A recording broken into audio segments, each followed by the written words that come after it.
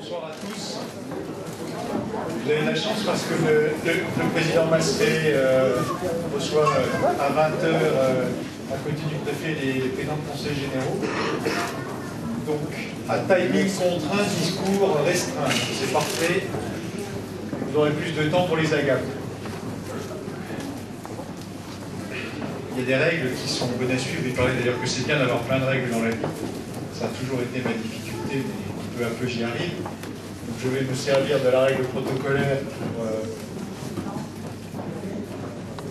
bien ordonnancer le salut que je vais faire aux personnalités ici présentes. Protocole républicain dans une république féodale. Je commencerai donc par monsieur le sous-préfet, que j'ai grand plaisir à accueillir. Il nous quittera dans quelques temps, dans ses fonctions en tout cas. Donc je tenais absolument à ce que cette manifestation se passe avant son départ, parce que nous avons une longue relation tous les deux. Je lui ai toujours rendu la vie facile, et inversement d'ailleurs. Mais toutefois, il nous a énormément aidé en de nombreuses circonstances, et il était important pour moi de tout particulièrement le saluer avant son départ. Nous avons aussi pour la première fois dans la commune, puisqu'il y a eu quelques redécoupages électoraux en d'autres temps, dont tu n'es pas responsable d'ailleurs, Michel Bigotte, notre nouveau député, que j'ai le plaisir d'accueillir. Bienvenue. Jean-Pierre Mastré, président du conseil régional, qui nous a également beaucoup aidé pour ce projet et d'autres. Patrick Biden a une demi-heure de retard parce que je crois qu'il est coincé aux archives départementales, mais... Pas dans les archives, mais dans le conseil d'administration. Ça veut dire qu'il n'est pas archivé encore. Écoutez, on aura le plaisir de l'accueillir tout à l'heure, mais pour les raisons de timing que je vous disais, on démarre tout de suite. Jour de fête et jour de joie à Terreville, commune particulièrement paisible, comme vous le savez, en tout cas maintenant. Ma première pensée, et dans ces quelques propos qui sont très courts, c'est une pensée de gratitude, vertu des sentiments positifs quand on l'exprime et quand on le reçoit. Gratitude pour tous ceux qui nous ont aidés à réaliser ce projet. Alors évidemment, les financeurs ici présents, sans lesquels rien n'aurait été possible. Les architectes qui sont ici présents. Donc Jim Clemès, qui a franchi la frontière, célèbre architecte luxembourgeois, et donc architecte Philippe Schmitt, que je remercie donc pour le travail qu'ils ont accompli ici dans des conditions qui n'ont pas toujours été faciles. Les entrepreneurs, certains ont beaucoup souffert, je ne les ai pas vus encore, je pense à M. Metzdorf, je ne sais pas s'il est là. Mais il aura eu l'occasion d'apprendre que dans notre pays, la culture n'a pas de prix. Sa souffrance a été très grande, il a été trompé par son béton, donc il a fait et défait. Mais j'espère qu'il a au moins le plaisir de voir la réalisation à laquelle il a participé. Bien évidemment, j'ai une pensée aussi pour tous les agents de la commune, à commencer par notre directeur général, qui je ne suis pas toujours facile, mais dans lequel nos financeurs n'auraient pas été convaincus de la réalisation de la nécessité de réaliser ce projet. Toute l'équipe municipale et en particulier désormais l'équipe de la médiathèque, très peu nombreuse, qui a beaucoup travaillé depuis un an, qui a encore beaucoup à faire. Vous verrez que les rayonnages sont relativement vides, mais parce qu'on a perdu une partie des collections et qu'on a très peu de monde pour arriver au rythme où on le souhaiterait, à intégrer les nouveaux ouvrages que nous avons reçus. Donc soyez tous remerciés pour votre travail et votre participation à ce qui est redevenu, après avoir été notamment, je le cite toujours un petit peu avec un clin d'œil, mais pour avoir été l'usage qui était devenu le plus important de cet édifice, qui était les expositions avicoles. Donc la commune de Terreville a renoué le fil du temps en réalisant cette opération sur le passé et puis le futur que nous commençons à dessiner. Et on a retrouvé donc notre temple en quelque sorte. J'espère, ma foi, c'est notre espoir à tous, puisque des choses vont se dérouler ici, vous en entendrez parler dans quelques temps. que ce lieu sera non seulement une médiathèque, un accès à des ouvrages, à des supports culturels, audio et tout ce qu'on peut imaginer trouver dans une médiathèque, mais surtout un lieu d'échange, de découverte, d'intersection et qui sait demain de passage. Alors, vous avez vu sur l'invitation, on avait mis une forme de clin d'œil, une illustration de l'Esprit Saint que vous découvrez en haut, parce que nous l'avons redécouvert pendant le chantier. Je remercie d'ailleurs l'entreprise de peinture qui a fait un travail remarquable à cette occasion. Et nous avions lu cette petite phrase, « Quand l'Esprit vient aux hommes ». Alors, quand l'Esprit vient aux hommes, il ne dit pas les femmes, bien entendu, je le dis sous forme de clin d'œil parce que j'ai eu quelques difficultés dans la commune avec une petite question orthographique. On m'a dit, mais s'il n'y a pas de majuscule, tu veux dire quoi?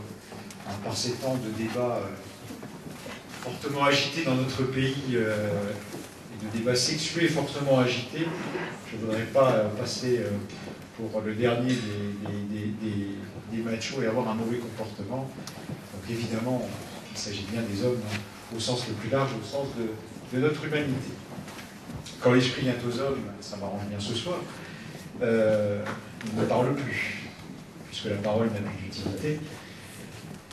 On se ressent, les ondes circulent, on se comprend, ce qui est un grand malheur pour nous autres du public, grands manipulateurs du verbe. Je te vois sourire parce que je sais au moins que tu es persuadé qu'au bout du compte, tout ça est vain. Enfin, il faut bien que quelqu'un s'y colle. Donc on le fait. Donc quand l'Esprit vient aux hommes, on se retrouve ici à Terreville, dans la joie et la bonne humeur, et j'espère pour passer surtout une excellente soirée qui résonnera dans ces murs, qui se remplira de la vie qui circulera entre nous tous ce soir. J'ai peu de choses à dire parce que nous avons avec nous celle qui est la marraine de l'édifice, Nicole Julot, et qui par sa présence, j'espère que beaucoup d'entre vous auront l'occasion de discuter avec elle, sa présence, son histoire personnelle, son rayonnement exprime finalement le mieux ce que nous voudrions, nous, communauté tervilloise, dire ce soir. Voilà. Peut-être qu'après tu diras quelques mots, je ne sais pas, si tu en as l'envie. Voilà. Alors c'est une belle histoire, c'est la belle histoire du soir. C'était avant la période de la grande trahison, vous savez, quand ma majorité me redoutait encore. Après une petite semaine de vacances, les esprits se sont un petit peu relâchés, la pas du gain et quelques autres mauvais sentiments se sont réveillés, et je me suis retrouvé un petit peu seul. Mais bon, avant cette phase de la grande trahison, avec Nicole, nous visitions l'édifice un jour, et puis on était au-dessus, et elle me prend le bras, pardon Narcisse, et elle me dit, Patrick, regarde, l'Esprit Saint est au-dessus de nous. Voilà. Je ne vous raconterai pas la suite, mais sachez que depuis ce jour-là, sachant que Nicole a connu tout au long de sa vie, déjà longue, même si ça ne se voit pas, toutes les étapes cruciales de sa vie dans cet édifice, j'avais décidé donc qu'elle serait la marraine de ce lieu et qu'avec l'espoir que toute sa générosité, sa gentillesse et son regard bienfaisant sur autrui circulerait entre ses mains. Bons sentiments, gratitude, joie, envie que vous soyez tous dans un bon état d'esprit ce soir et dans la bonne humeur pour que les pierres s'imprègnent de tous ces sentiments et que l'endroit, dans les années à venir, vive avec toutes ces bonnes ondes que vous laisserez. Il me reste à conclure ces quelques mots en bouclant la boucle avec le don. Don et contre-don, vous savez, c'est un grand schéma de la vie humaine, don et contre-don, pour toujours préserver l'harmonie entre les hommes. Donc on a choisi de remercier ainsi nos financeurs, non pas que j'ai la pensée de vous ressolliciter, évidemment. Il n'y a aucun esprit de lucre ce soir. Et donc je commencerai par monsieur le sous-préfet. Pour monsieur le sous-préfet, j'ai choisi Jésus.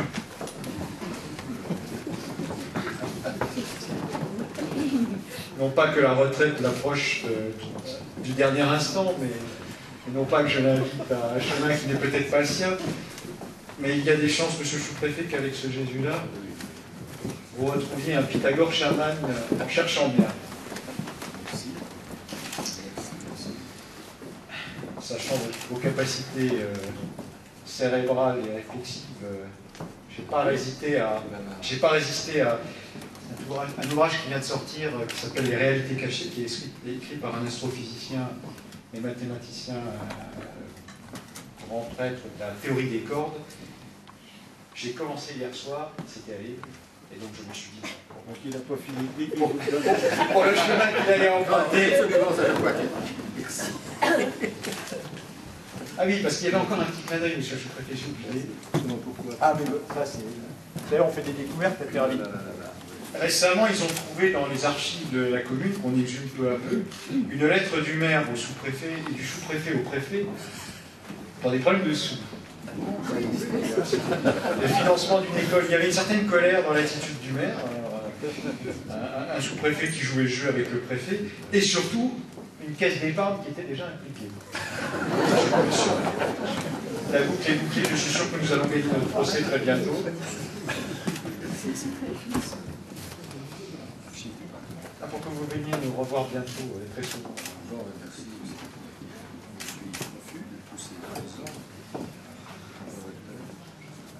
Bien sûr. Alors pour Michel Picotte, Qui a malheureusement, pour lui, les pieds dans un terrain difficile. Je ne sais pas si tu es déjà sur la voie de la spiritualité, mais tu es peut-être encore trop jeune et dans l'action. Donc l'histoire t'enseignera encore sans doute beaucoup de choses. Un grand classique, Les Barons du Fer. Monsieur Moine nous y court toujours avec l'étude de sa barbe et de son pullover rouge. C'était un sacré personnage. Mais ça reste une référence tout à fait intéressante en des temps où le capitalisme était peut-être déjà certes combattu, mais sans doute pas aussi contestable qu'il l'est aujourd'hui. Non, Jean-Pierre, je sais que tu n'as pas le temps. Daniel Cohen. Je pense que tu fréquentes cet auteur assidûment. Donc c'est son dernier ouvrage sur les questions économiques et le sens de nos difficultés d'aujourd'hui. Il y en a beaucoup. Dans ta mission aérienne, toute la distanciation qu'il faut, tu trouveras, j'espère, quelques idées. Voilà. Merci.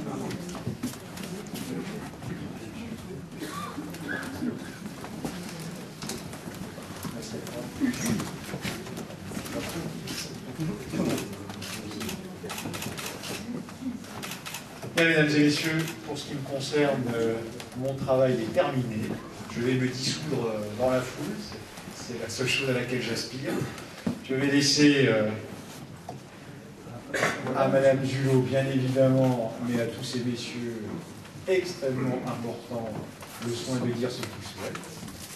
Je vous remercie tous et je vous demande, enfin j'espère que vous passerez surtout une excellente soirée et que je vous demande de laisser dans ces murs, c'est le plus important pour nous, toute la générosité dont vous êtes capable et de vous souvenir quand l'esprit vient aux hommes. Enfin, on se retrouve de manière très œcuménique ce soir, comme vous l'entendez, pour le meilleur. Merci à tous.